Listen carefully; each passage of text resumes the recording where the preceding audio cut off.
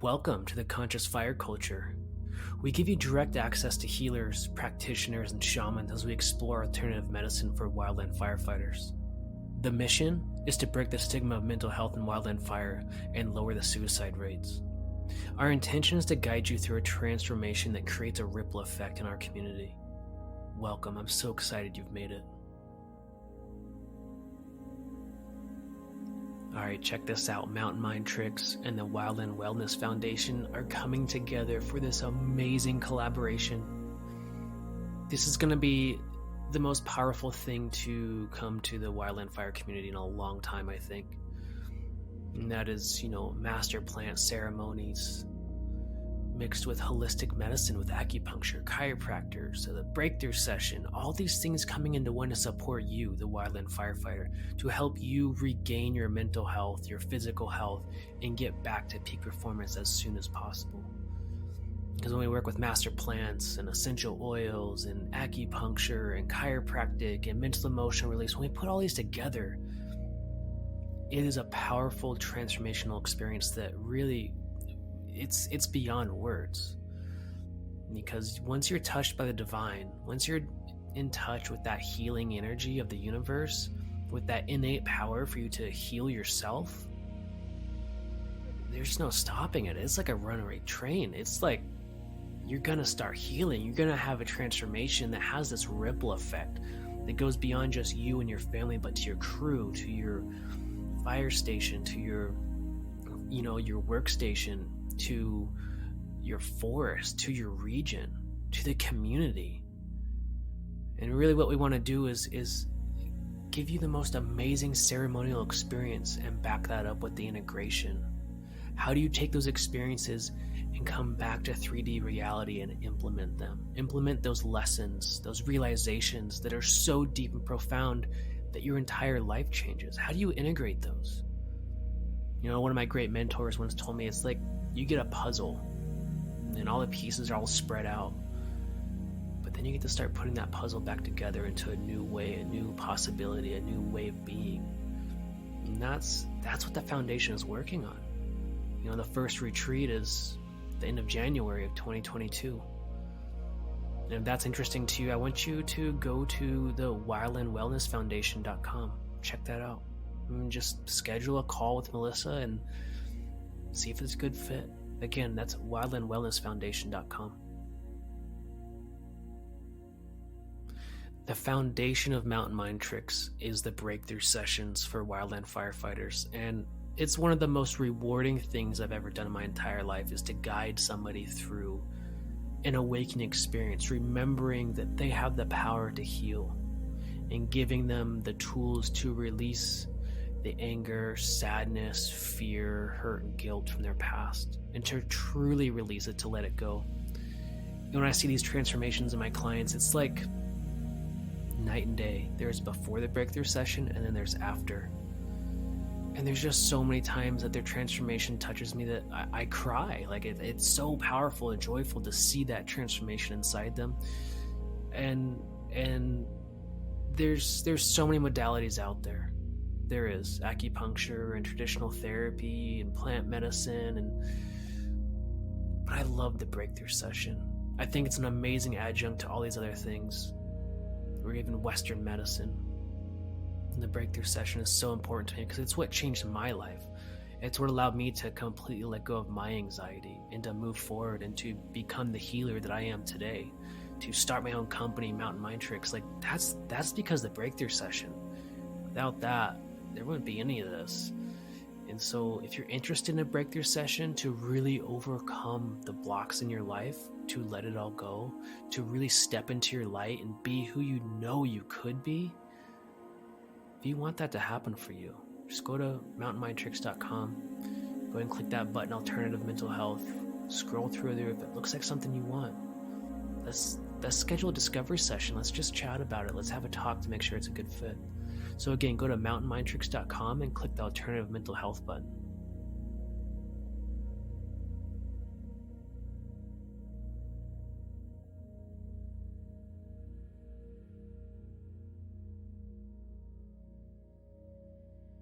Welcome to the podcast, everybody. I'm so excited to have Dani Shedden here from Close the Gap Wellness. She's an AD Wildland firefighter, but a mental health counselor that's also in fire. So it's so exciting to have her here, and we're going to talk about so much. And Dani, could you introduce yourself and tell us how you got into mental health, how you got into fire? Like, what was that journey like for you? Yeah, so like Thomas said, I am a licensed professional counselor here in Boise, Idaho. I've been a counselor actually for 9 years, and a lot of people on the ground working in fire had no idea that I was actually a trained mental health clinician. Um, but that is what I'm doing now with my Close the Gap wellness business as a mental health counselor, mental health educator, and really just like someone that you can call to kind of like navigate where we're going with mental health and wildland fire right now. Um, I say that I get a lot of random phone calls every day, but it's always great to network and work with people on the outside and on the inside of different wildland fire agencies. So, how I got here. Um, so, first off, I was a mental health counselor before I started fighting fire. And what a lot of people don't know is I wrapped up my private practice in Boise, Idaho at the time to start fighting fire. And the moment that it happened was kind of just an epiphany I had.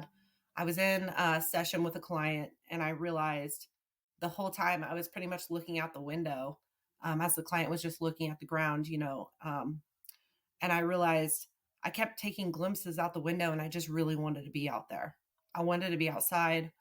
My husband at the time was working at NIFC and was actually on a fire assignment, I believe, at Glacier National Park, and had sent me a picture earlier that day of him on a helicopter flying in a weather station. And I just realized I really was too young to be put into an office and not doing something that I was super passionate about, which is taking care of the environment and taking care of our communities. So I decided to wrap up my practice in 1 month, start applying for jobs on USA Jobs, and got a position with BLM Nevada and moved and started up on an engine. And that's kind of all she wrote.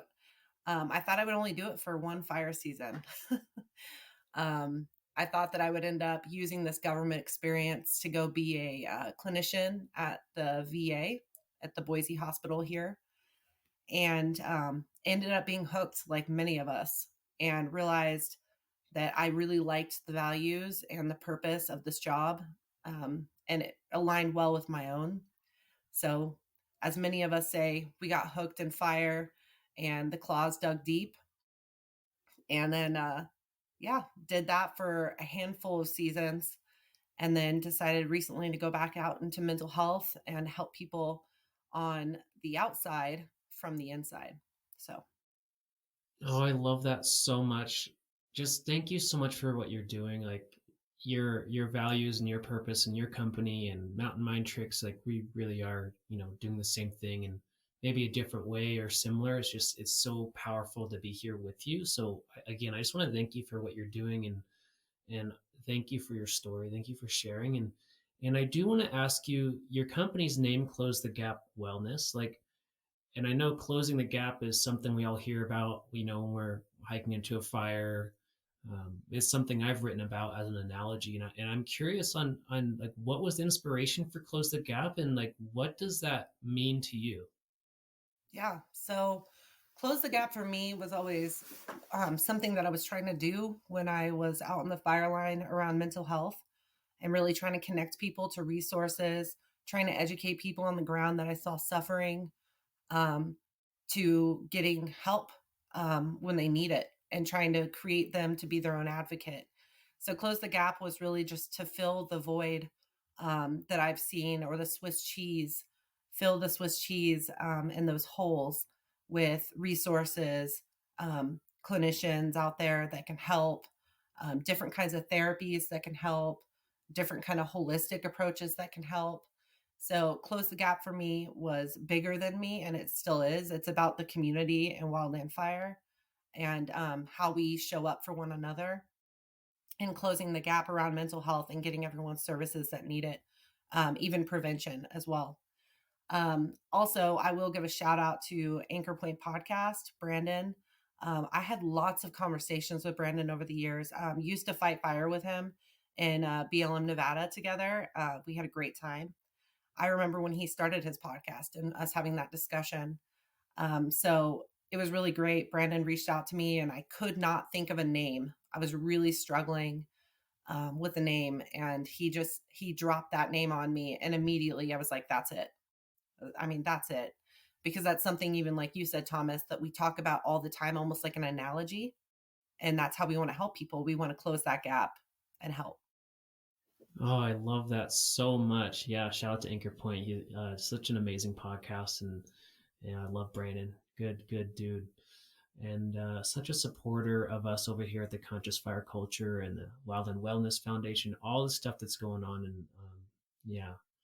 So, gosh, closing the gap. I love this, connecting people with resources, and this is so powerful because I think I don't know. I guess I kind of want to just dive right into it of like the gap, where it's showing up, and I guess I've never gone through EAP personally, but Mm-hmm. I hear so much. I hear just so many people I talk to, so many clients that I work with are, there's an EAP thing where, yeah, I went to 6 sessions and I don't really know. It was kind of weird, Mm-hmm. um, and I guess is that part of it too, like this gap of what's going on with EAP and how it's maybe not serving us the best.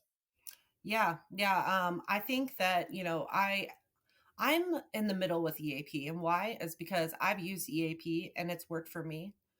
And the first thing I always tell people when I talk about EAP, because I did a lot of critical incident stress management, teamwork out on the ground. So I did a lot of bridging the gap, right? A lot of closing the gap out in the field with mental health and trying to get people like resources. To me, the employee assistance program for the Forest Service, BLM, a lot of the federal agencies, um, that is literally a 6 session free thing, but that's for short-term counseling and many of us need long-term. So 6 sessions, I mean, usually the first couple, it's just meeting the individual. So to me, how we bridge the gap with mental health and use EAP to be effective is number one, it's a short term thing, but you're going to be bridging to your private insurance or private pay. So you use those 6 free sessions because you don't have a copay, and someone else is paying for those 6 sessions. And then you bridge into using, let's say my insurance, I have Blue Cross. So I would bridge into using my Blue Cross to continue care with the same clinician if I like that clinician. So the employee assistance program, I really think if you can make it work for yourself, and you can be an advocate to make sure you're getting the right clinician, it will work for you. But we do not necessarily teach people how to use the employee assistance program, which I think is where the breakdown is happening, where the holes in the Swiss cheese is happening. We have a website, lots of websites about employee assistance programs, but I mean, is the website really walking you through the steps, the questions to ask a clinician, and what kind of services you are looking for? Because if you blindly called, Thomas and Ann, if you guys blindly called EAP, um, they could put you with a couples counselor, and you may not even be with in a relationship, but you didn't know what to ask, and you didn't know what kind of services you needed. So the individual on the other end of that phone, like a caseworker, they don't know who to pair you with because you don't even know what services you need. Um, so I always tell people you really have to be your own advocate and do some research on what kind of help you're looking for. So powerful to take that ownership, right? And Hmm. yeah, I think that's so important. So I'm curious, with you being in Boise, do you interact with the foundation over there, the Wildland Firefighter Foundation, much? Like, do you work with them? Well, I'm just gonna be straight up. Are you one of the clinicians on call? Like, is that something people have access to through them, or what's that like? So many people don't know. I actually left the Force Service like less than a month ago. So I'm still like in my transition out of like, okay, now I'm starting a business on the outside. Um, I will say I am not an on call necessarily clinician, but I do know Burke and I do need to do way better at driving 10 minutes down the road to the Wildland Firefighter Foundation because, when I was inside, we use them often with CISM and trying to bridge care if, we necessarily couldn't do more on the inside of an agency, one of the federal land agencies. We would try and bridge care with the foundation so that they could help with families and firefighters with services that, maybe the agency could not cover. So, do I think that what they do is amazing and powerful? Heck yeah. Um, I've seen it. I've seen it. I've talked to Burke about it. The last time I talked to Burke, I was at a fundraiser a couple months ago for the foundation with Kevin after his, bike ride across the country in support of mental health and wildland fire, which was so awesome with a bunch of people at the Pay Up Brewing in Boise. So I do need to connect with him again. But once again, as you guys know, trying to start a business is kind of all encompassing right now. But today I was awarded my Aspire EAP contract. Let me tell you, getting on insurance is months process. So that was a huge win I just saw in my inbox before I got on this podcast. Yeah, that's so beautiful. I'm so happy for you. That is so amazing. And yeah, that's great. People can use the AP and work with you. That's so powerful. So Mm-hmm. yeah, the foundation, like I just want to shout out to the foundation too, because we have this scholarship program that's worked a couple times for folks that want to do breakthrough sessions with me or Ann. And Mm-hmm. if they really don't have the money but they're committed to the process, we have had the foundation come in and pay for their alternative therapy, and it's just a wonderful process. And it's just like, thank you, Burke, thank you to the foundation, because the breakthrough sessions are so powerful and so important to the work me and Ann do. And um, so foundation is, like you said, I've gone through the fatality stuff in my career. I've seen what Mm-hmm. they do. It's just what they do for the families and everything they're doing there. It's needed every day. I'm sure they're going through everything every single day. So much appreciated. I do want to shift a little bit here and ask you about, like, I would love to dig a little bit deeper into CISM and get like your professional opinion on that. And really, I'll just be straight up, like, I've never been through a CISM. Mm-hmm. I don't know what it is really. It's I have an idea of it, right? But I would love to hear more. Like, how does the CISM work? Mm-hmm. So CISM is interesting, right? And a lot of people know me out in the field or have seen me because I did and will still respond to a lot of CISM, incidents. But oftentimes people think of, critical incident stress management. So when I say that, I'm referring to CISM. Um, when when people hear of CISM, they usually compare it to or think of a fatality, which is so far from the truth. CISM is utilized out in the field for so many reasons. It could be for a serious injury where people witnessed it and it was traumatizing to watch, someone on their crew or someone even in the office go down. So what CISM does though is really come in after a stressful or traumatic event, right? Because not all of us cope great after. I would say the majority of us don't. But it's that soft touch right after to share resources, to talk about the facts of the incident, to do some rumor control. Because as we all know, when there's a tragic event, there's a lot of rumors that get spread. So it's really, making sure that everyone has the facts, that there's organization in their conscious mind of what took place, even the time frame when things happened, so that people have a little bit of stress alleviation from that, because that can be stressful, right? Rumors. Um, Also, when someone doesn't have all the facts or understanding of the event that took place, of why CISM is there, um, it can be highly stressful for a lot of individuals. So a CISM team comes in after a traumatic event, usually 48 to 72 hours after the event. They usually do crisis management briefings, which is really like an education push, like I was saying, like that incident education of, hey, this is how you're going to possibly react to stress during this time, and this is normal. But this is when it's not normal. And what, I always explain when I go out is, there's this thing called acute stress. And a lot of us suffer from acute stress, especially after a stressful event. So we may lose sleep, right? We may be a little anxious. We may, even be angry. Those are all normal. But when they're not normal is when it's happening after 30 days. And in our, as a clinician, in our diagnostic statistical manual, or as we refer, the DSM-5 is what we're at right now. Um, that manual tells us, when we can diagnose like post-traumatic stress. And post-traumatic stress is after 30 days after an event. Well, a lot of us still are suffering after 30 days, especially if there's a fatality. But you have to meet all this criteria as well, besides a 30-day. But we tell people, if you're still suffering after 30 days, this is how we're going to bridge care. This is the plan. You have local resources in your area. You can always contact, the CISM team that came out and see how we can help you bridge care.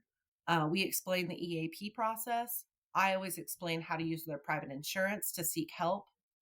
So really, CISM is bridging the gap on the ground. But obviously, not all of us are exposed to CISM. Not all of us go through necessarily traumatic events where a CISM team is necessarily needed, but all of us need care. So CISM is a really great thing in the program and a lot of the federal land agencies. And yeah, I don't know if you have any questions beyond that, but they also do debriefings. And the debriefings really is to reduce symptoms of someone ever getting post-traumatic stress with the facts, with the roles that they may have played during the event, and really just get a time frame of who was there, what happened, how they felt during that traumatic event, how they may have reacted and are still reacting, some of the symptoms that they may be suffering from, and then also educating people on the stress reactions, like I said, they may experience. And then how are they going to come back to work? How are they going to have closure from what just took place and be able to reacclimate and go back to work and still be able to be productive and still be able to work with their team? So that's what the debriefing is. And it's so powerful, Thomas and Ann, to be in a room of individuals and be able to do debriefings and crisis management briefings with, large units all the way to like small homogeneous groups, like an engine of 5. So Thank you so much, Dani, for really breaking down the process for me. And I had some ideas, but I really wanted to, honor, like, I haven't been there on the ground in one. I want to honor your experience and what that's like.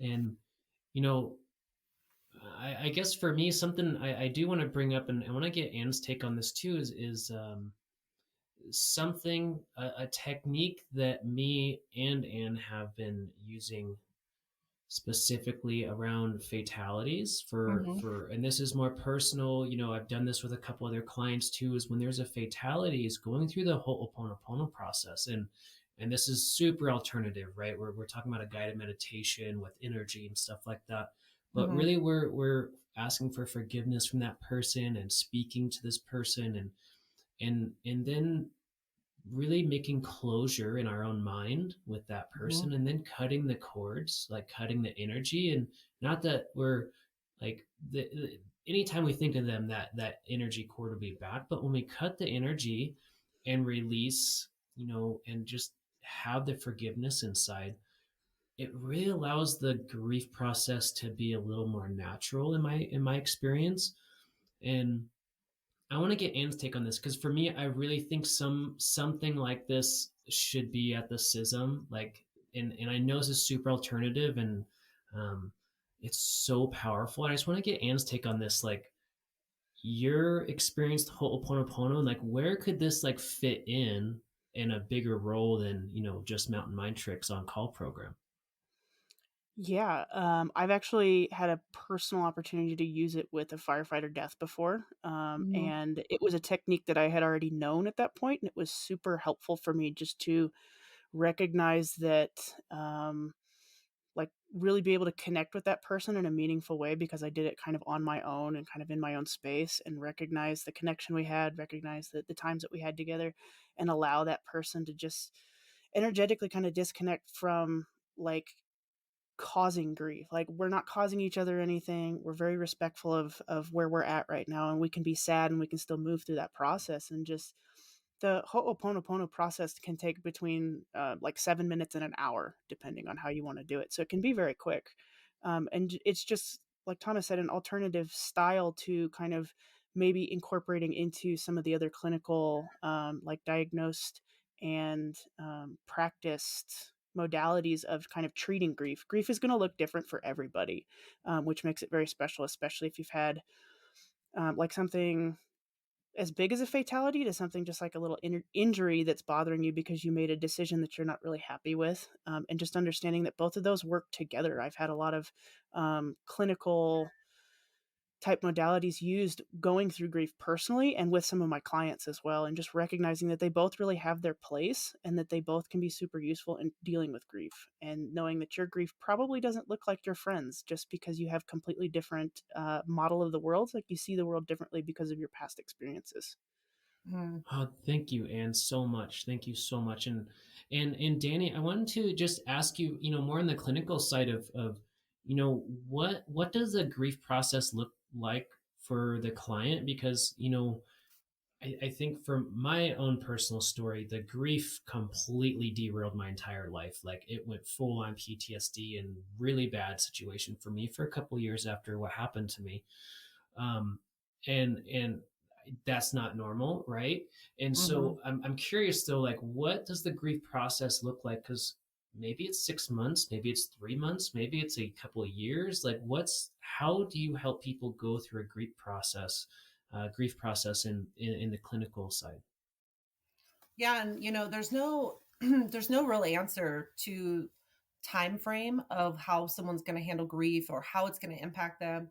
And what I will say is, when we go through something traumatic or we have a loss and we're grieving that, even a friendship, I mean, losing a friendship, that can be very impactful. Um, we never know how we're going to grieve and how long it's going to take for us to really move past that. And as clinicians, the biggest thing that we do is we listen and support, and we understand, the grief cycle and what those major players are and what they may be experiencing. But there's no real order in how we grieve. You can go from accepting it, trying to move on from the grief after, let's say, 6 months of a loss, and then go right back into maybe some anger, anxiety, frustration, even a couple months later, just getting triggered by something or seeing some item of someone that you lost. It can be something simple that brings you right back into that full grief cycle. So once again, I'm a little bit where I think that some losses we have will feel for our lifetime. It's how we handle that loss and how we allow ourselves some space to grieve, and then how we seek treatment to grieve as well. And what I mean by that is, a personal experience, losing a loved one. When I've lost a loved one before, I still am impacted by that. Like, forever, will I carry that memory of that individual? Yeah. But I want it to be a good memory that I hold, and not me go into a major depression every time I think of that individual, like a grandparent or something like that. But I do understand the grief cycle. I understand I may not have a good day sometimes, and it might be overwhelming around, certain dates like their birthday. I may just be sad that day, and I just need to allow myself that space. Losing even friends in the Wildland fire community, usually around the anniversary of, their death, I just give myself space that day. I understand that I probably will feel some big emotions that day, and that is normal. That is okay. So, as a clinician, when I'm teaching, when someone I see is dealing with grief, I teach them about, their grief cycle and what are some of the things that they're going to feel, what are some triggers they may have. But then I also talk about, how are you going to cope? Are you going to allow yourself to just have that day to feel those big emotions? and understand, hey, this is part of the grief cycle. Um, this is an anniversary of a death, and I'm just going to struggle this day. And are you going to allow yourself the permission to just feel? And I always encourage people to do that. I mean, I still do that. And I also hold it as a space too to bring them up on that date necessarily, and just be like, wow, I had really good experiences with these individuals. I really miss them. I wish they were still here with me. But going back to that acceptance, that I am moving on, but I'm allowing myself today to feel. I don't know if that necessarily answered, but the grief cycle for everyone is so different. And I'm sure we all have experiences where we've been grieving loved ones or people we've lost, and fire even. Um, and it can drop you to your knees sometimes, for sure. Yeah. Oh, thank you so much for that explanation. And yes, definitely answered the question. And something that you hit on, I want to dig a little bit deeper into the acceptance and surrender and really feeling the emotions in the body and like really accepting the Mhm. feelings so we can move through it, right? Is this, I'm imagining this is exactly what you're kind of working on with your Yep. clients, right? Yep. That's exactly it. That's so important. I think this is really, what we resist persists, right? And if we can allow ourselves to experience it and to really feel it and to get the lesson out of the situation, I think that's where we find the healing, right? Hmm. Hmm. Yeah, I mean, we can't avoid grief. And what happens when we avoid grief, and I'm sure you see this with individuals too, it comes out in different ways. It physically can make you even ill. Avoiding emotion, avoiding that grief, avoiding stressors that you're dealing with, maybe even at work. It can come through in really unhelpful ways, and honestly, even shut down the body, the nervous system, which is super important as well. And that's where we see grief really impacting people when they just avoid it, when they try to put the grief cycle at the back burner and avoid, all the stages of grief they may be feeling and get continually dropped into. But when they're not addressing it, it will come back and it will impact them in some way. Yep. That's exactly what happened to me. It's probably about a year later, my whole life got derailed. Hmm. Um, Hmm. yeah, absolutely. Absolutely. So I want to take it over to Anne and ask her, do you have any questions for Danny? Is there anything coming up for you? I just wanted to make a comment on this last section here. And a lot of us as firefighters are really big, like solvers, Hmm. and we're very good at trying to accomplish certain goals and being really good at them.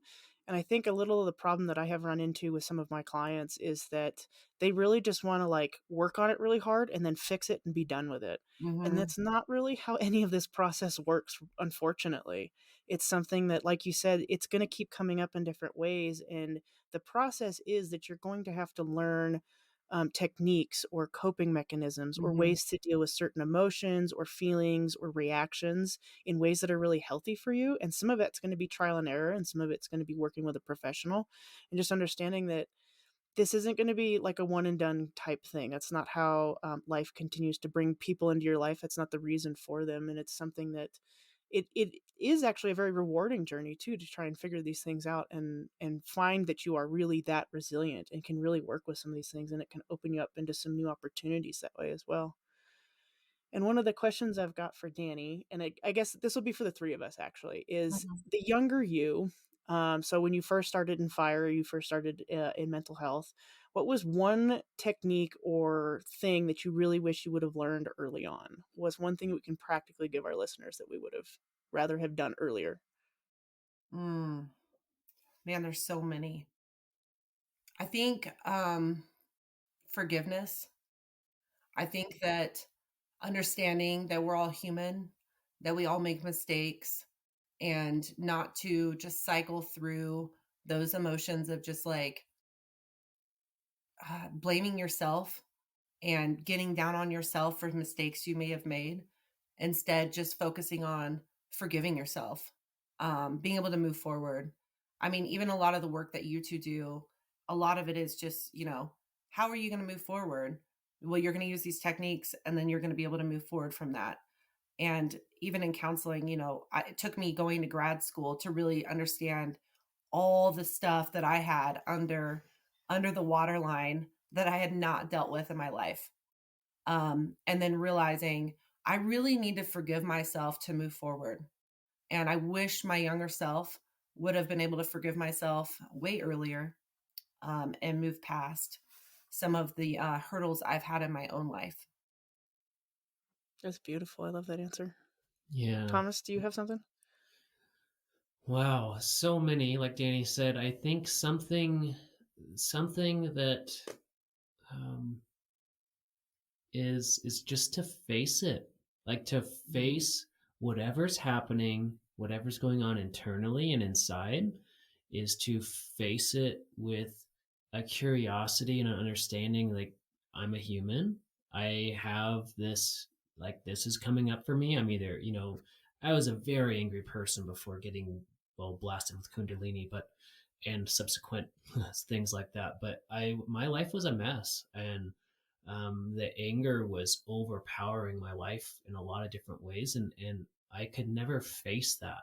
I could never face that until later, and I wish I would have done that before, because um, I thought that anger was a motivator. That was my big thing. Like, well, if I'm angry, I can hike faster. If I'm angry, I can cut trees better. Like, no, no, no, totally backwards. I need to face the anger and let that shit go so I can be a better person. And um, I think that's the lesson I wish I would have done sooner. Mm.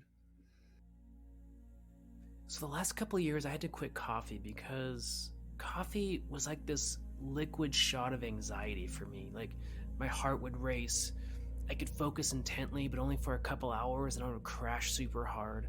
And my sleep was so off. I mean, I would be wandering the universe until, I don't know, 3 in the morning before I finally got to sleep. And then I had to get back at it at 6 or 7 in the morning. And I was groggy, I was tired. It just wasn't working for me. It's not that I was mad at coffee, I was just really disappointed.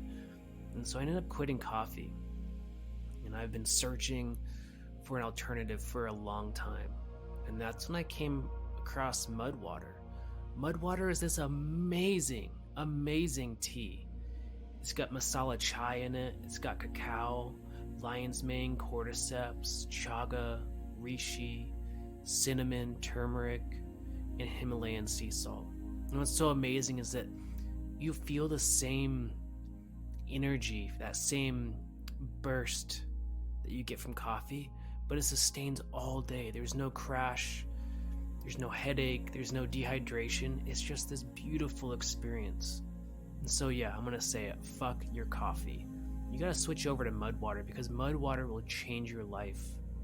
There's immune boosting properties, helps you focus with the lion's mane. There's 1/7 of the caffeine compared to coffee. And so there's no jitters, there's no anxiety. It's just this beautiful experience with beautiful plants. So fuck your coffee. So if you want to try out Mudwater, I want you to go to mountainmindtricks.com/mudwater, or go to the shop and click on the button. Again, that's mountainmindtricks.com/mudwater. So one of my favorite things about the Mudwater company is that they donate a percentage of their profits to the MAPS Institute. It's an organization that develops medical, legal, and cultural context for people to benefit from the careful uses of psychedelics. So the MDMA, psychedelic assisted therapy phase 3 trials, this is MAPS. And that's so important because there's been some amazing breakthroughs in the research with veterans and PTSD and depression and all sorts of amazing things that they're doing. It's so important to support this company. I think the one for me is being able to trust somebody, and it can just be one person, and it can just be with like one little thing if you need it to be. But just trusting someone enough to share even just the smallest bit, like, I'm having a problem here, or this is really bothering me, or something I need help with was a big thing for me. I was like, I don't need help. I freaking got this. You guys go away. Just being open enough to ask for help, to say that something is wrong, because number one, it's going to get fixed a lot faster. Number two, that person's going to build some trust in you as well, and that relationship can then build. And three, just kind of like solving your own problems by learning how to do these things that we probably aren't very good at as firefighters, that we just figure out I'll figure this out on my own, I'm good, whatever. And then that kind of wears on us a little too much. And a bonus is the person that you ask for help, it actually makes them feel good too. Mm-hmm. So just learning to ask and learning to trust people with even just a little bit of information. Wow, what an amazing question, Anne. Thank you. Like that really made me like get really reflective, and I think there's some power in all three of our answers. So important. And I do want to shift gears a little bit, and I want to ask Dani. When we spoke over the phone, we talked about like, well, me and Anne are like really alternative, right? I think we're on a spectrum, and like, Hmm. and we talked about like, well, what are some other stuff you do like in junction or adding to your therapy practice? We started talking about like gut health and things like that, and I would love to just open that up a little bit and kind of talk like the therapeutic, like the CBT, and I don't know what techniques you use. I'm not a clinician, right? Hmm. But those things on top of other things that we can do, like I would love to open that up. And what are some of the most important things, maybe physical health or maybe a little bit more alternative things that you guide clients through? Hmm. Yeah. So once again, I'm on a spectrum myself. I truly think there's this full like clinical side, diagnose, medicate, and then like do talk therapy in conjunction with medication. And I feel like that's like on the full other spectrum. That's what insurance a lot of the time covers, right? And then you've got the other side of the spectrum where I love the more the holistic approaches, right? And what I had to do is do a lot of the holistic work to see if I would suggest it to another client. Would I suggest this to another person? Has it worked for me? Was it helpful in me, striving to have, be well, have good mental health, and take care of my mental health continuously? Because I look at mental health, this is a journey for life. I will always be striving for better mental health because I think that we always have room for improvement. So, some of the things I know, when we talked, Thomas, is some of the things that really help me and what I refer a lot of people to is seeking help with a naturopath, figuring out even all the way down to, having blood work done. Where are there vitamin deficiencies? Where are, your insides possibly struggling? And what kind of vitamins can you get on? What kind of alternative medications can you get on? Plant medicine. That really was also a game changer for me. I have a guy here in Boise, Dr. Noah Edvilson. He completely changed my gut health, which then in turn changed how I felt, my mood, and improved me for the better. And that was after my very first fire season, where I saw a drastic change for the worse in my mental health and realized this is kind of internal. This isn't just on the exterior. I need to be doing a better job taking care of my inside. So that's really where, Thomas, when I was talking about a naturopath, that I really started working on what's happening on my inside. Um, where am I overloaded with toxins? How can I help reduce my toxic load inside my internal body that's probably impacting my overall health? Um, but I would not have recommended that if I didn't try it myself. And I have like a whole list of other alternative cares that I've done or I refer. And I don't know if you want me to kind of just walk down those. I'm more than happy to. Yeah, and I think kind of just to kind of give you an idea where I want to go with this is EAP from Washington office actually called me a Mm-hmm. couple months ago and was like, "What are you doing? This is really cool." And I was like, "Well, yeah, let's have a conversation."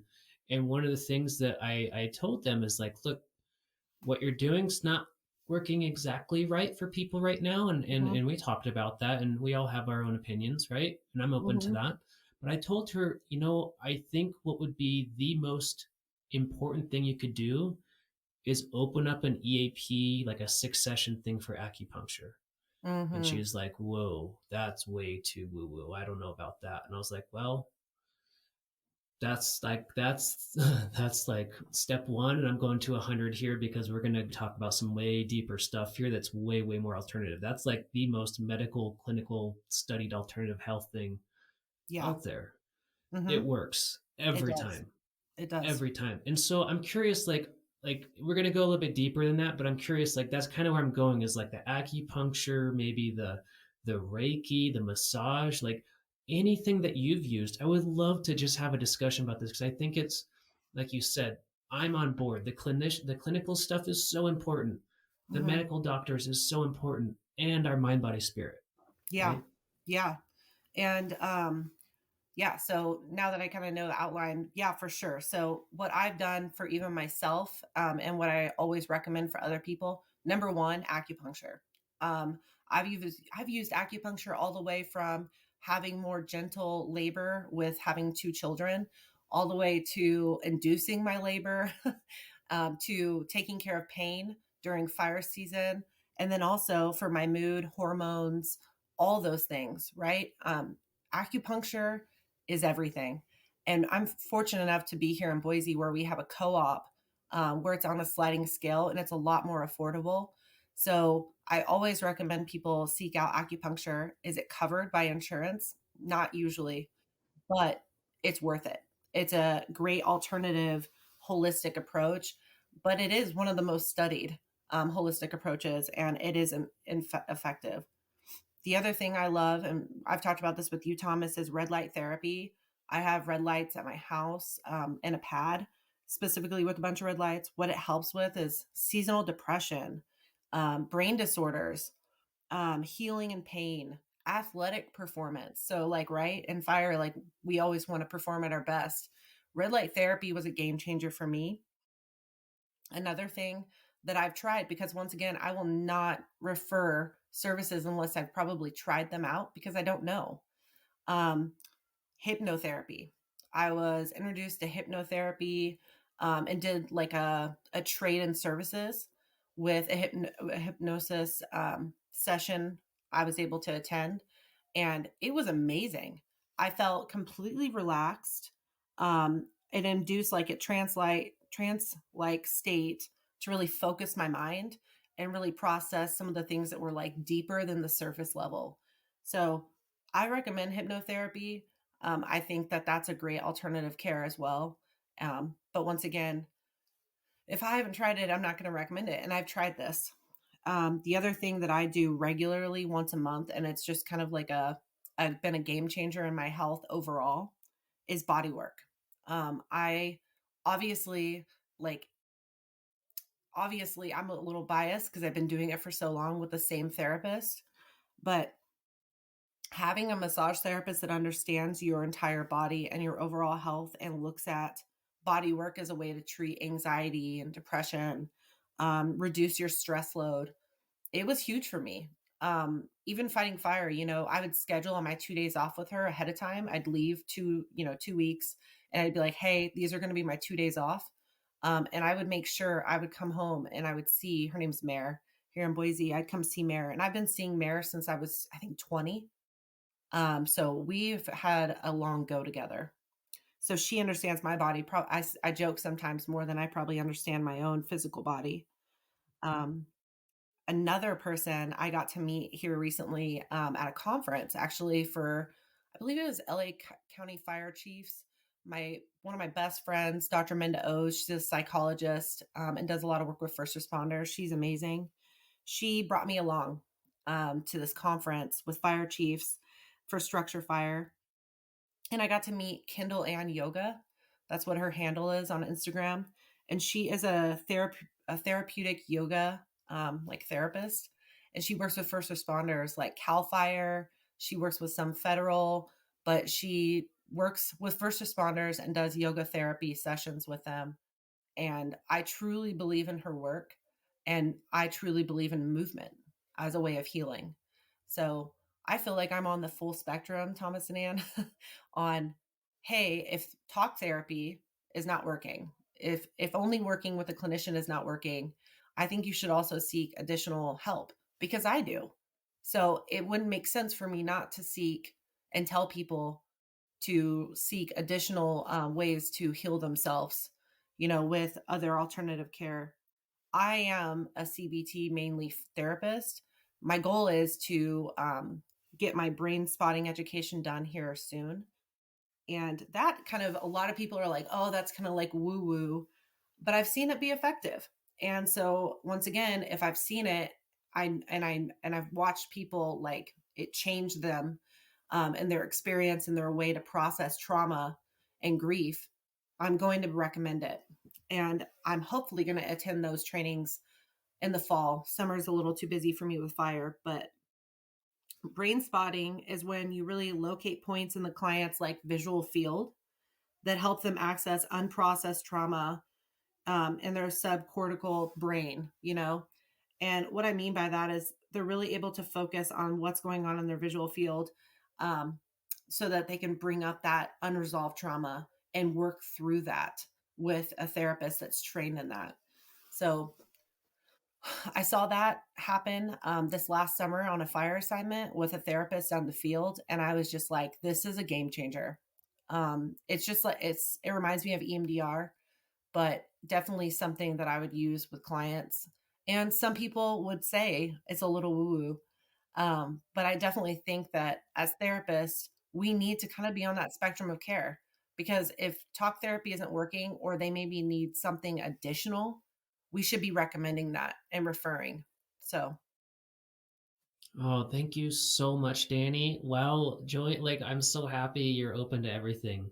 That's so amazing. Like I'm so happy and because some clinicians aren't.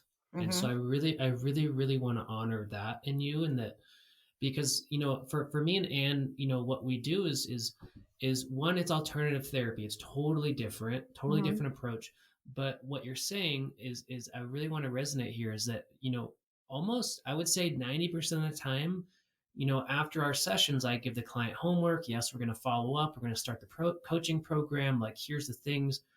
But in the homework specifically is you need to build a team. You need to build mm-hmm, a team of acupuncture, of a therapist, of a medical doctor, a naturopath, like whatever you mm-hmm, want to do, but you need a team. And I think that idea of building your team, like you just gave us your whole team, and it's like amazing, right? Massage and acupuncture and all the things that you're doing for yourself, like, oh, it's so powerful. And I did want to resonate on the brain spotting. I've personally never done that. mm-hmm, I totally open to it, and I think um, EMDR, I'm a little bit, I don't know if I like that technique, but mm-hmm, the brain spotting is really cool. And I've always thought we do, me and Anne have a technique for processing trauma. And basically, not to get super technical, but you're watching the movie forward and backwards, and we're kind of like scrambling the movie up and releasing and like taking the energy out of the trauma. And what's interesting is with the brain spotting and this technique, I'm imagining the eyes are probably doing the same exact thing. mm-hmm. Um, and so it's that technique. I've seen it work on some really big trauma really, really well. And yeah, and the brain spotting, like you said, it is a game changer. It's a total Mm-hmm. game changer. And I'm curious with the brain spotting, is the client going into the memory, like really getting associated into the trauma and then doing the brain spotting, like very similar to EMDR, or is that a little bit different too? They're all a little bit different. And once again, like I don't want to speak too deeply on brain spotting only because I'm not trained in it. So I can tell you what I know. But once again, I definitely think like if it's something that resonates with you, do your research and find a clinician um, that does do it. Like if you're thinking like this is a technique I want to see or I want to do, then yeah. And like you said with EMDR, something that resonates with me and it makes me laugh. There's humor behind the whole EMDR, and not that it's not effective. I do think it is effective, but I'm laughing because when I was in graduate school, EMDR was just really like coming to the surface as an evidence based, we're all about evidence based treatments. That's what insurance companies will pay for, right? If it's not science based, insurance companies will not pay for that. So, what we did was is I remember I had professors who were like, "Oh yeah, like, we're not going to cover this theory or this kind of treatment because it's one of those frou-frou ones where we're really not ever going to it's almost like a fad diet, right? It was going to be a fad therapy." And once again, now years later, I'm laughing because I'm like, "Do you know how many trauma trained clinicians use EMDR? A Yeah, lot." it's everywhere. It's Yeah, it's everywhere. everywhere. And now it's probably taught in grad school, right? And I graduated in 2013. And I laugh because it's like, once again, therapies change so often. New theories come out all the time as we learn more and more about our brain. Just like this brain spotting. I learned about it, I think it was like 2 years ago. I was listening to a podcast of a trauma trained clinician on my way actually to a CISM assignment, and just getting him in the mindset, to do some trauma work.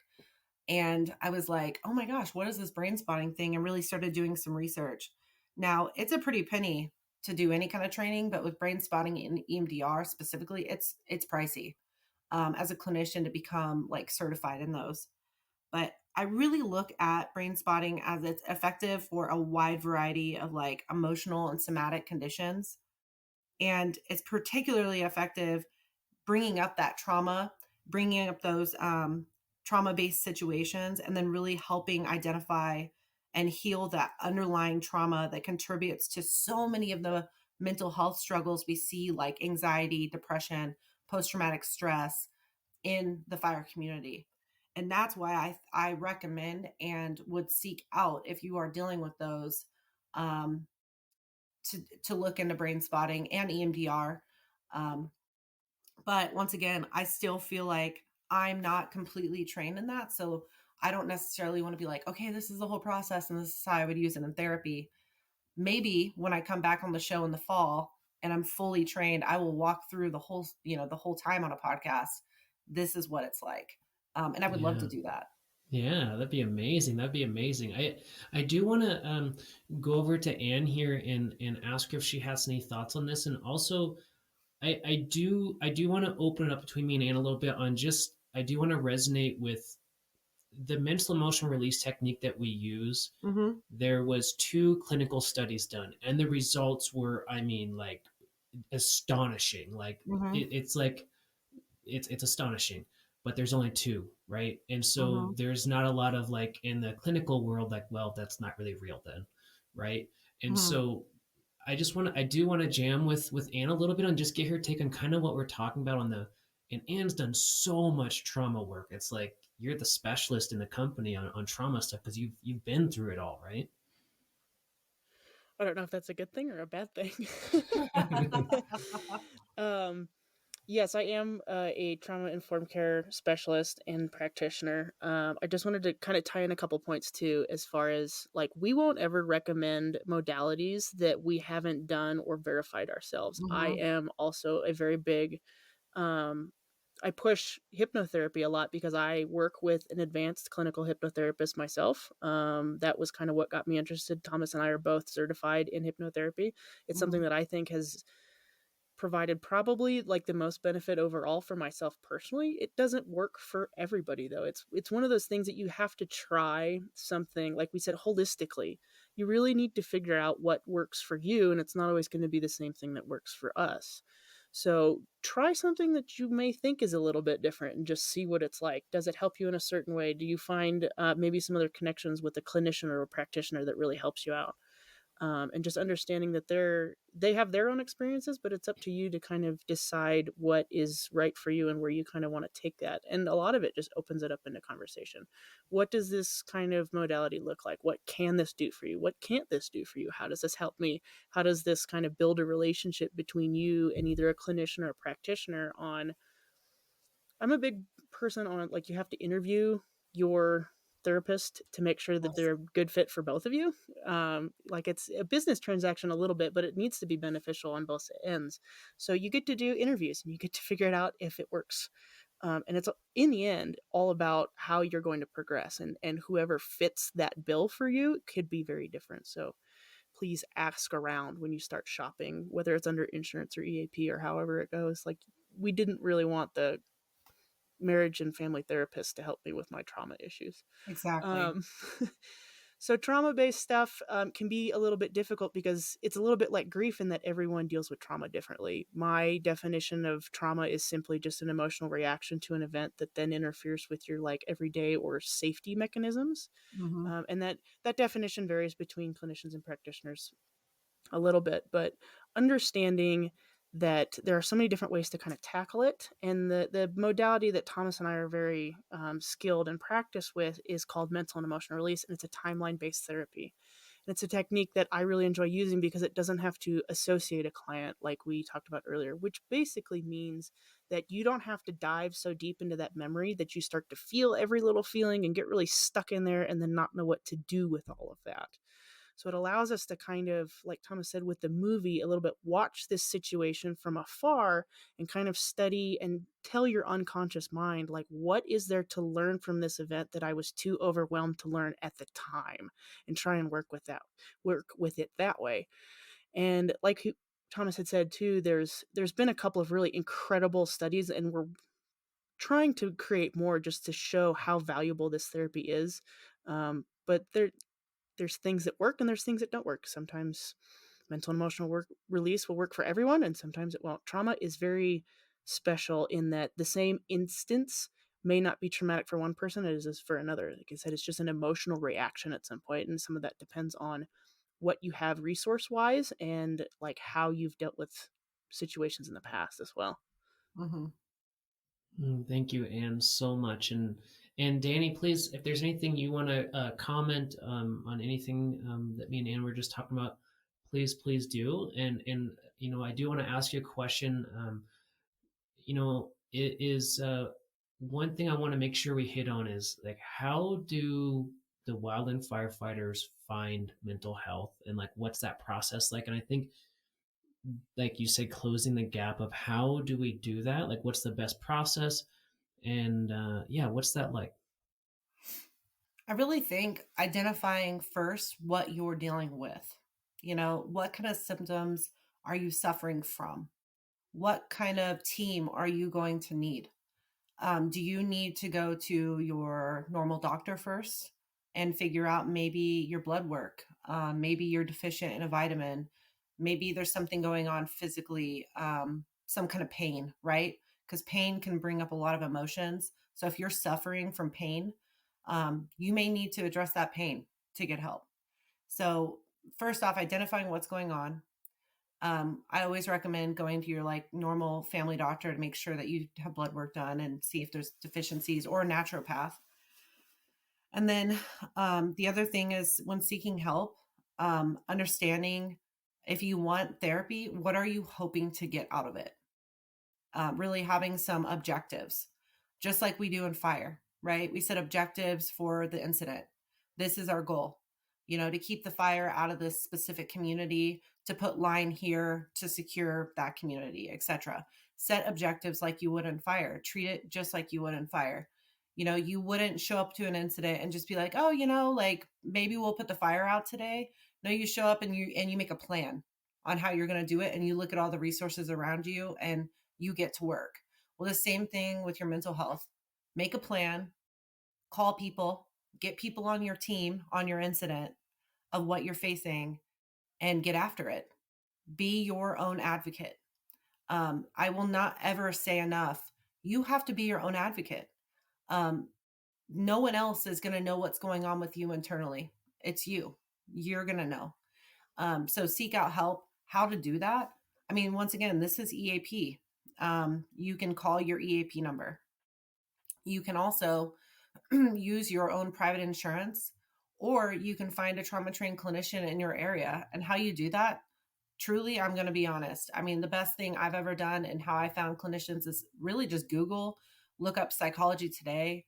But also don't veer away from alternative care. If you're into getting alternative care and you think that it's going to be helpful to have those players on your team, just like an incident, you have a spectrum of different professionals out there.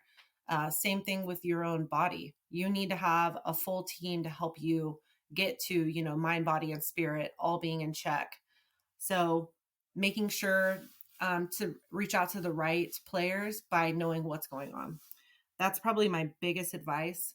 And how you do that is going to be different for every person. Like if I was suffering from trauma, I would be looking for a trauma trained clinician that I do actually have here in Boise. She's fantastic. She's a psychologist that has experience with first responders. That's what I'm going to be looking for. And I, quite frankly, got super lucky using EAP by knowing what to ask for. I called and requested that, a trauma trained clinician that has experience with first responders. They paired me with this psychologist in my local area. I've worked with her for 2 years. I go once a month, and it's literally a wellness check for me. That's how I look at it. I check in every month because I get exposed to secondary trauma and stress all day. I hear other people's stuff, and so do we all. In the field, we get exposed. So I think all of us need to be doing a better job at making that team ahead of time before we need it. And as things come up, reaching out to our toolkit and our people and getting the help we need, whether that be our mind, our body, or our spirit. So Wow. necessarily, Wow. sorry, not. I really think that it's going to be different every time, Thomas, on what you need, but building that team before you need it. Because I can tell you what, and Anne, probably from your own experience too, when you're in your low, it's really hard to find care for yourself. Mm. Yeah, so true. Wow. Wow, thank you so much. So really I just want to break this down for my own processing is like really identifying the problem, Mm-hmm. doing some blood work, so looking at the physical body, then Mm-hmm. setting an intention or objective like you said, making a plan, building a team, and then really like follow the process, like get after it, like let's go, Mm-hmm. kind of mentality, right? In a gentle way. So that's so beautiful. Thank you so much for that strategy on like how do we close the gap. This is the like for everybody listening, like this is the like she said, it's gonna look different, but this is the process. Like, this is the main steps to follow is to identify, get some blood work, set an intention, make a plan, and build a team and follow the process. And like, thank you. That's so beautiful, so beautiful. And Dani, I think we've built enough rapport now. I'm going to ask the question I really want to ask you. Okay, Okay. and please, you don't have to answer this at all. You can if you want to, and I understand it's very taboo, right, as a clinician. But I do want to hear your professional opinion on the studies coming out of Johns Hopkins and the psilocybin and the MDMA stuff that's going on with the veterans and the phase 3 trials with MAPS and like because some of the results that they're getting are pretty astonishing and like I do want to get your professional clinical opinion on that stuff.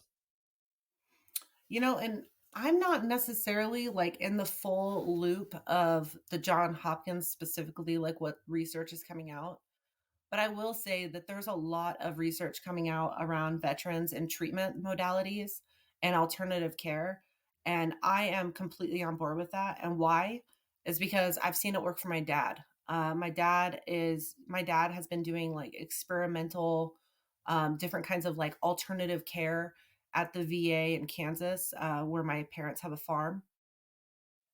And my dad suffers greatly from PTSD from being in the military. He's retired Air Force. Shout out to my vets. I'm also married to a disabled vet. So I truly believe in the alternative care that is coming out. Do I necessarily know specifically what you're referring to? The study, I have not read it. So I don't really know or really want to speak too deeply in on it. But I have seen alternative care work for my own dad. So Wow, that's so powerful. Thank you for sharing that. And yeah, I think some of those studies, specifically with PTSD and the veterans, have been pretty astounding. And mm-hmm. there's a lot of hope in the veteran community. And like you said, Mm-hmm. shout out to the veterans and everything they've done for us. So there's and I'm hoping, of course, with the stuff going on in Oregon and other states, like I think there's room for this to grow in a good way that's therapeutic, that's safe, that's is honored, and it's really powerful. It's a powerful modality that's emerging, and I think we're all witnessing something that could be very transformative for the wildland fire community as well, because we know PTSD, suicide, these kinds of things are very prevalent in our community, right? Mm-hmm. Mm-hmm. Yeah, and I really do believe anything that works for you, it's worth taking that jump. And if alternative care works for you, or the research that's coming out with John Hopkins, if you're in some of their studies, especially as vets, and it's working, that's amazing. And I hope you share that with other people, your experience. And it would be so cool, Thomas and to have someone on the show that maybe has been in some of those research studies, like vets, especially if they're in wildland fire. How cool would that be? To That hear would be from their own amazing. personal experience. So Yeah, yeah, that would be amazing. We should definitely find. There's got to be somebody out there that's a totally. veteran in the program. So, oh my gosh. So, Dani, is there any question I haven't asked you, or something you want to elaborate on? Is there anything that we haven't hit on that you want to? Hmm. No, I just always like to say to people, I just spoke to fire leadership 2 days ago in Utah, and I always say, seek help before you need it. Make a team of people that you trust to help you when you're at your worst before you need it. Um, Make sure you have a really good support system. Surround yourself with people that you can lean on when you really need it, and when you don't forget, we tell people often, hey, reach out when you need something, reach out if you want to chat. Man, reach in, just check on people. um we talk about battle buddies, even in the military. There's research around having a battle buddy. It's like, have lots of battle buddies. Be willing to Mhm. reach in even if you don't think that they're struggling, because there's power in peer to peers. There's power in having someone that is just a good listening ear. And there's power in all these different kinds of care, from the more holistic approach to, counseling with talk therapy, or working with a psychiatrist for medication management. I believe in all of it. And whatever works for you, seek it out, you know, own it, get help. And then also, if you're willing to share your story, please share. Share with those people around you, because we learn from storytelling. We learn from each other. And if there's something that's working for you and you see your buddy struggling, share. If you feel comfortable, please do. So powerful. Thank you so much, Dani. And do you have anything before we kind of start wrapping up? Is there any questions you didn't get to ask, or anything that you want to elaborate on? I just wanted to tie in a little bit on just the holistic aspect of your whole being is very important, because if your knee hurts, it's only this little part of you. You can probably still dig if your knee hurts, but it's still Hmm. something that is going to bother you as you keep hiking. It's going to degrade your whole body and your spirit at that point. So if you can kind of, like we said, that spiritual, that mental, that physical health team, get somebody on every level, and really Hmm. find out what's working for you and what's not, and having that ready beforehand, you can deal with the bum knee. You can deal with the thing that's starting to really bother you mentally, and having those connections beforehand really will make a huge difference for you going into the fire season, or going into off season, or into a new relationship, whatever your idea might be. And just the communication part, we really do learn by storytelling. So if you want to share your story with one of us, we are always available to chit chat through social medias. If you want to share with your peers, you're actually going to encourage them that way to Hmm. really do the good work themselves too. It's inspiring and powerful that way. So please enjoy and share. I love it. I love it. I love it, Anne. Thank you so much. So, Dani, where can people find you? I know you're all over Instagram and the Wildland Fire community. Is there anything else that you want to share? Is there other links or places people can find you? Yeah, so if you go to my Instagram, Close the Gap Wellness, you'll be able to find me. And then I also have a link tree posted. I have, a LinkedIn. You just need to type in my name, Dani Shedden, and you'll be able to find me. And then I also have a website, closethegapwellness.com. I'm continually still building on that. I honestly just have not had the time, and that is not my skill set. And I always say, hire what's not in your skill set. So I'm working on that right now, but I have that already out. And that also has my email address and how to reach me if you need any help, or if you need mental health education on your unit. I'm so open to do that, and that's what I've been doing a lot in this preseason timeframe, is talking to forests, talking to fire units, crews, and doing like a mental health education push preseason, and then doing closeouts at the end of the season. That's really where my passion is. and then also seeing people one-on-one. I will say I'm still getting on insurance panels. So that is not really an option right now unless you want to do private pay, which I'm always okay with, but I don't necessarily expect it. Use your insurance if you have it, for sure. So I'm thinking in the next like 2 to 3 months, I'll probably be full running as an individual counselor here in Boise, Idaho for wildland firefighters. So Yeah, so awesome. I'm so excited for your business just exploding with abundance. I see it already. And I'm curious, I'm going to ask you this last question before we wrap up, but I'm curious, is there a book coming? oh man. Oh, I would love to write a book. I really want to. I will see where that takes me. I'm doing a lot of exploration on even just like curriculum right now. So if that leads me to eventually writing a book, I'm going to lean in on it. I truly am one of those people that's a little frou-frou myself. And I'm like, I trust the universe. And if it's guiding me in that direction for a book, I'm going to do it. Um, yeah, that's where I Yeah, sit with that. so awesome. So awesome. I love that answer. Um, well, thank you so much, Dani, for such a powerful, for so much like just sharing everything and who you are. And just thank you for being part of the community and for what you're doing. And I just feel blessed to call you a friend and to have you here on the podcast. It's such a blessing to have you here. Thank you so much. Thank you, Anne, for being here during your travels and making time for us. And um, for everybody listening, please reach out to Close the Gap Wellness, because an amazing clinician here that can help you in whatever you need. So check out the websites. The links will be in the show notes, and check out the link tree, see what Dani has to offer you, and go get it. And we'll all see you on the next one. Ahui ho. Thank you. I want to guide you through natural wellness and holistic medicine, which means using products like essential oils, essential vibes, glutathione mouthwashes, or even reading books. There's so many products out there that can help us, supplements, essential oils. There's so many things about the doTERRA lines of essential oils that I use every day, like lemon to detox my body and help me hydrate, like On Guard to give me that extra edge, my immune system with the pandemic going, balance to keep me grounded and moving forward in my life. I use the oils every single day, morning, afternoon, night. One of the biggest things they help me with is sleep. I sleep so well because I'll lay on the lavender, I'll lay on the balance, I'll feel so grounded and sleepy, and it's lights out.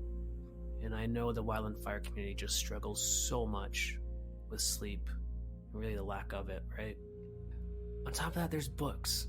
I've written 3 major books for the Wildland Fire community, and I want you to try them out. Give them a read. Get the ebook, get the paperback, whatever suits you. But there's Overcome Anxiety Like a Hero, really teaches you how to get into a flow state. Awakened by Heartfire is really the spiritual aspects of Wildland Fire, and the Heartfire anthology, the guided meditations, the Heartfire method will completely change your life. And of course, 6 Minutes for Excellence. That is a guidebook for wildland firefighter excellence, peak performance, mindset, all those things. So go to mountainmindtricks.com, check out the store, check out essential oils, essential vibes, go to the publishing tab, check out the books. Natural wellness is all about taking one step today that makes us 1% better. 1% better today, 1% better tomorrow, and 1% better the next day and the next day. One little habit adds up to moving an entire mountain with our health. That's what I want to guide you through. The essential oils, essential vibes, books, supplements, whatever you need, I'm here for you. So just go ahead and go to mountainmindtricks.com and click on the shop and go to essential oils, essential vibes, or go to the publishing tab and check out the books we've got.